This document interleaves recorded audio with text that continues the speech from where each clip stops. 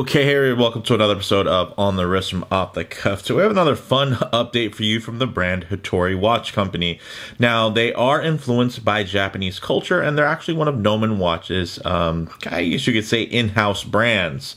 Now, in terms of the type of watch, you can consider this an everyday dress watch. Some key characteristics and design language. You're looking for something that you can wear every day that still dresses up pretty nicely. Of course, you're going to be looking for that clean, classic, minimalist design and something that is relatively sensibly sized. This is their Somei Yoshino in the Azura green colorway, which is actually soon to be released, I believe, by around July 11th at the time of filming this. Now, this is an updated edition of Hitori Watch Company's third model, following up their kind of SPB 143-like Ryuku diver line, as well as their Sarb meets Snowflake-like Habuka line. Now, the Yoshino watch has paid homage to Grand Seiko's modern 62GS reinterpretations, like the SBGA 415 and SBGA 413, along with their textured snowfall inspired dials. While now with the Somei sub-series, they combine the Evolution 9's hands and dial layout for a new look, right? That actually has more of a birch bark inspired texturing as the backdrop, which I think has a really interesting look, and I think combines for overall something that definitely feels a bit more expensive than this actually is. These go for $539 direct from Nomen, and they do sell out relatively quickly. Of course, when these watches were first being released, they sold out probably a little bit faster because they were a little bit cheaper. Prices have gone up to kind of adjust for that, but they've also gone up in terms of the level of quality and of course the level of effort I think that they're putting forward with the finishing of these watches, as well as just the challenging, complex nature of the watches that they're really trying to pay homage to. So with that said, let's go ahead, zoom the camera out, get this piece in hand, and take a closer look.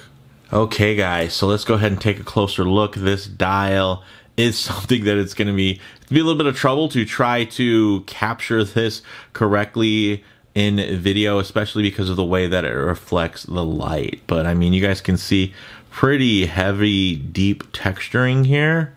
And playing against that green colorway with the gold accents, I think it actually looks quite cool. Of course, it's not going to be to the level of, you know, an Evolution 9 watch, which I mean, that's like a $10,000 watch. So of course, you're going to expect that those dials are going to be, you know, if you laser in on them, they're going to be a lot more, I guess, impressive, right? More sharp, more intricate, you know, more ornate. But I will say, guys, when you look at the handset, when you look at those indices, I mean, this is a pretty compelling little watch for just over 500 bucks. Now, in terms of the dimensions, it's about 39.6 millimeters across, and then at 12.3 millimeters thick, which isn't too shabby, especially when you consider how thick the actual Grand Seikos are. And then it has a 47 millimeter lug to lug, all stainless steel, brushed and polished, and you do have that nice box dome sapphire, which does have a nice inner anti-reflective coating. And you can see here that even at very harsh angles, look at how beautiful that hand stack renders. Oh man, a lot of that has to do with how well this sapphire crystal is shaped and cut. I mean, it looks very nice, and you're seeing as you look at it, right? It's very, very clean in terms of that execution, and you'll probably notice that this is a bezel-less design, so that even makes it just a bit harder in terms of the way they're going to execute that. Now, with Sapphire, at times you can get, at certain angles, you can get a little level of milkiness, which I think you do.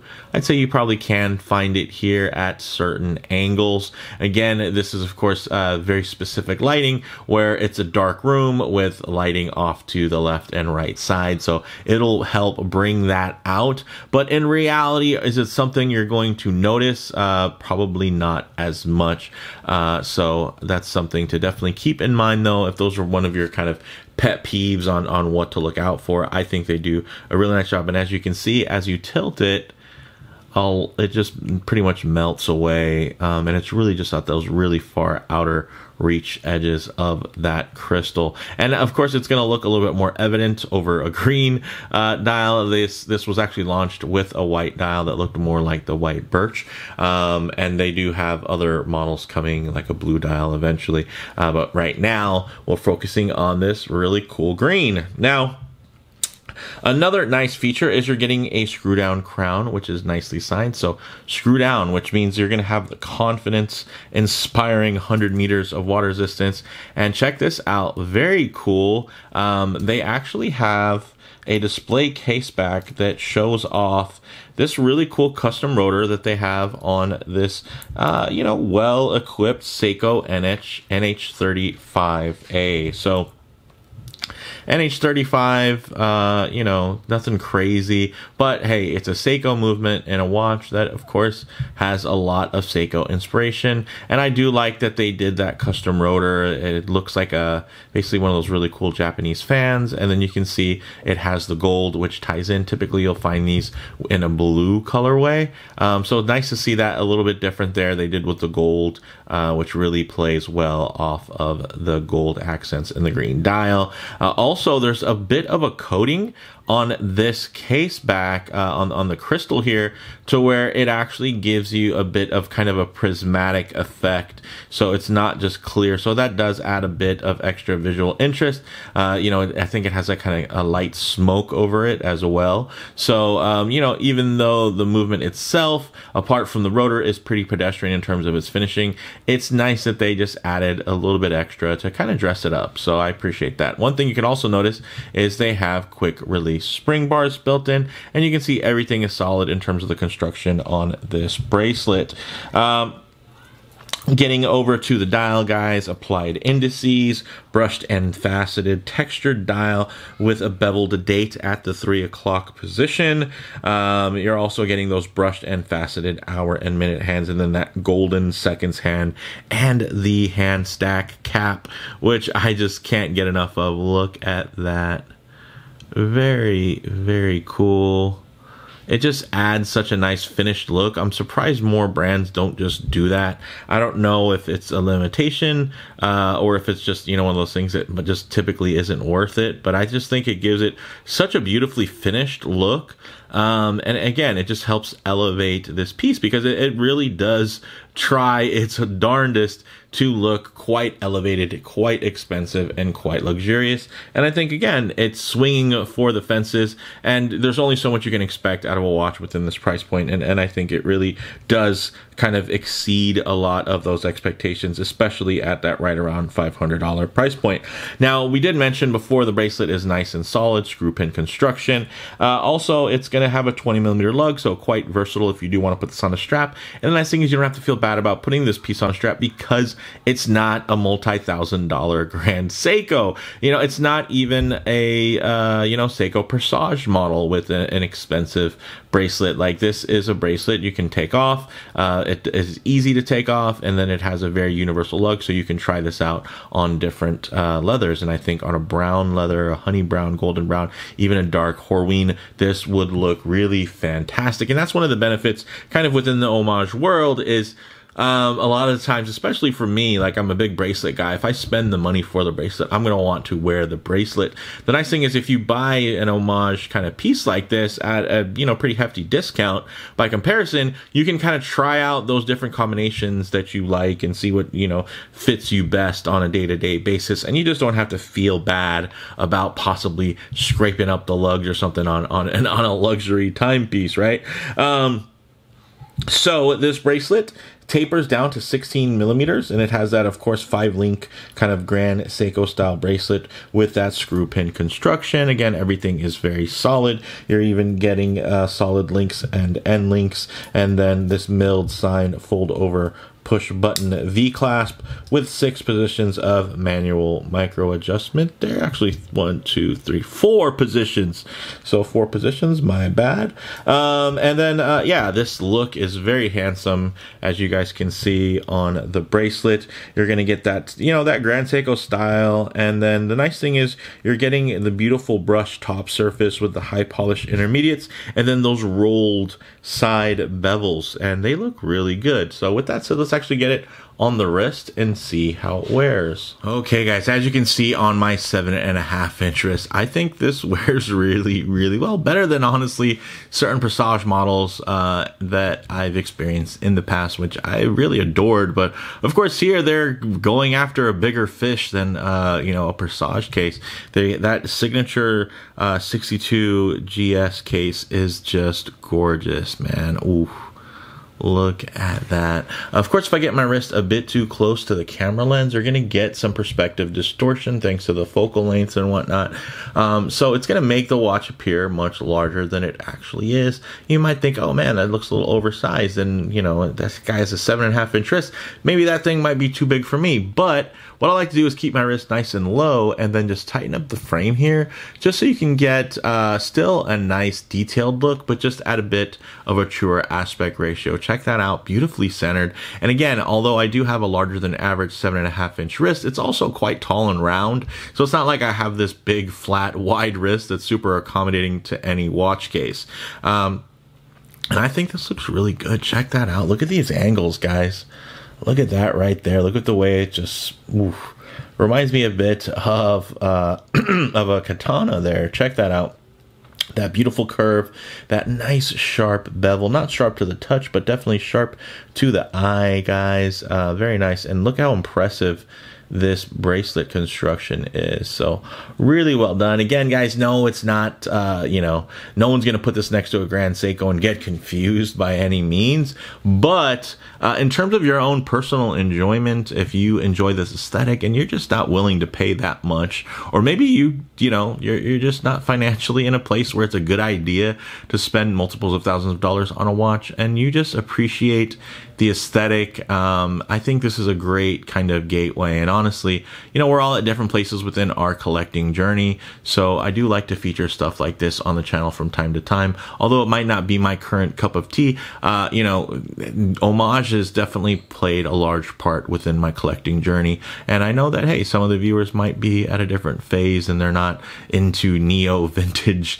super expensive Seikos or Omegas at this point in their collecting journey, right? So stuff like this at right around $500 is, you know, it's nice to find stuff that's still pretty impressive, where you just feel it and you go, ooh, okay, all right, they put out some pretty nice efforts with making this thing look pretty awesome. So with that said, although there's no lume, let's go ahead, get this piece off the wrist, set up for some low light transition and closing thoughts. Okay, let's go ahead and hit the lights here. And check it out. So no lume, but this thing definitely has a lot of light play. And look at the way those faceted and angled indices are playing with the light. I will say, especially with this darker backdrop, you might not get the contrast always that you're looking for. But if we see here, you can also notice that in the right lighting, the indices are going to catch, and that textured dial is going to render much darker. But there's going to be times when that dial lights up. So I think maybe with a bit more of a different type of clear coat on there, I feel like this is still quite three-dimensional. I think if they would have done like a matted clear coat, it would have added a little extra depth and refinement to the dial in terms of the way that it would handle the light. I think it still feels a little bit raw by comparison to some of the higher end Seiko dials, even outside of Grand Seiko. When you think about the Presage line, typically when you have these really nice deep textures, you don't necessarily have as harsh of a light play on it because of the actual coating on top of the texture, which you typically don't even notice that it's there.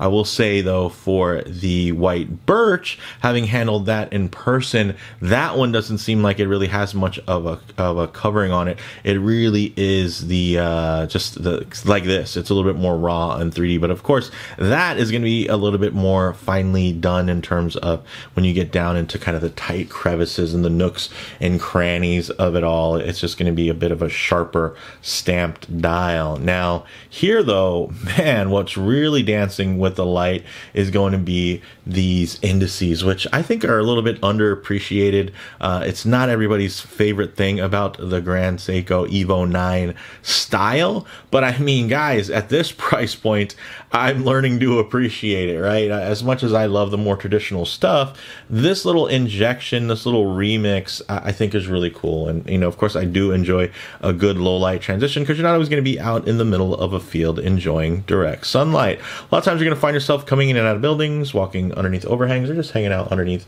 the shade of a tree. So it is nice to see what these colors, textures, and finishes render like in less than optimal lighting, and maybe include a bit of harsh lighting, which we could expose any types of production defects.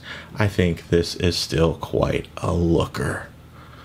All right, guys, so now getting into closing thoughts on the wrist, this is a really nice Goldilocks proportion set here. 39 millimeters in width by 47 millimeters lug to lug. That footprint just keeps it very versatile across many wrist sizes and shapes. It wears surprisingly similar to the discontinued SARX055 Baby Snowflake, which I sold not too recently ago, sadly enough, but it went to an amazing owner who's going to wear and enjoy it a lot more than I did, just because I have way too many watches. Now, in terms of model variants, this was actually originally released in a white dial, which actually might be sold out by now as the time of recording this. They also do have a blue dial in the works, like I mentioned, and then this is, of course, that beautiful Azura green dial, or actually Azusa green.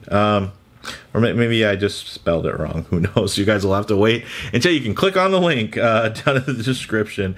Now, in terms of comparable models, you know, the predecessors to this series were definitely selling out in minutes and hours at their lower price points. But I think even at the current kind of sub 550 market place, I think they still managed to offer an Homage with a pretty legit spec list. You know, you're getting that screw down crown, good for 100 meters of water resistance, a confidence inspiring 100 meters at that, sapphire crystal, hacking and hand winding movement, drilled lugs, and, you know, although the dials aren't quite finished to the level of some of the nicer comparative Seiko Presage watches, the more complex designs and ambitious finishes will still be enticing enough for many. I think will still, you know, absolutely get a kick out of this. So for me, guys, the bottom line is, although this is a very clear homage, it does impressively step up to the task of trying to emulate a luxurious hand-worked timepiece. And, you know, if you can get a hold of one in the metal, I think it'll surely still impress, you know, particularly at the price point. So big thank you to Noman Watches for sending this piece in for me to share with you all, especially before they potentially sell out. You just never know with these things. I do think that, you know, with the elevated price of $539, you know, that might slow some people down. It's not like the automatic add to cart price point. Like if these were closer to 300, I think it would just be a no-brainer. But, you know, at just, you know, I'd say a little bit over 500, but, you know, I think well under 6, you're going to have a couple more people pause. So that hopefully will open up a little bit of a buying window for some of you that are really passionate about this piece, but maybe you just didn't know about it. You didn't know about the release. So hopefully by the time you find it, it's not already sold out and you can still add it to cart. But also just remember, they continue to do more and more releases and more iterations. So you can always get another chance to find something that might be still has this general layout, but just, you know, with a different twist to it. So with that said, let me know what you all think down in the comments below. If you like the video, please do a like. And if you haven't already, please subscribe for more content just like this. Thanks, guys.